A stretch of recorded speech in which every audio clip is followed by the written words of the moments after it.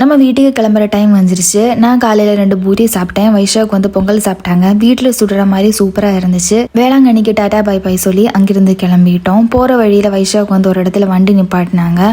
அங்கே வந்து ஒரு வீடு அழகாக இருந்துச்சுன்னு சொன்னாங்க. போகும்போதே பார்த்துட்டாங்க. திருப்பி வரும்போது ஃபோட்டோ எடுக்கலான்ட்டு.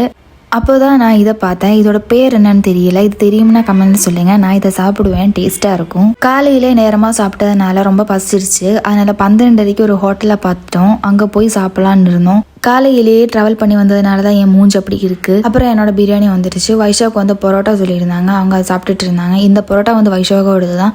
அப்படியே நாங்கள் சாப்பிட்டு வந்துட்டு வீட்டுக்கு கிளம்பிட்டோம். வீட்டுக்கு போனதும் கொஞ்சம் நேரம் தூங்கி எழுந்திரிச்சேன். அதுதான் மூஞ்சி அப்படி இருக்குது. ஒரு 3 மணி போல் நாங்கள் வீட்டுக்கு போயிட்டோம். அங்கே என்னடானா மழை வர மாதிரி இருக்குது. வைஷாக் சொன்னாங்க டீ குடிக்கலான்னு. அதனால் டீ போட்டு நானும் வைஷாக்கும் வந்து ஸ்நாக்ஸ் எல்லாம் வச்சு சாப்பிட்டுட்டு இருந்தோம். நான் வீடியோ எடுக்கிற கேப்பில் அவங்க வந்து நிறைய எடுத்து சாப்பிட்டுட்டு இருந்தாங்க. அப்போ நான் சொன்னேன் என்ன கொஞ்சம் நேரம் வீடியோ எடுங்கன்னு.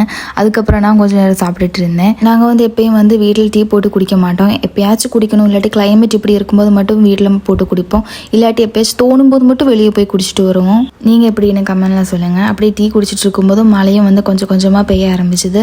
நல்லா இருந்துச்சு பார்க்கவே. அப்படியே இந்த நாள் போச்சு. அப்போ நெக்ஸ்ட் வீடியோ வர வரைக்கும் பாய்.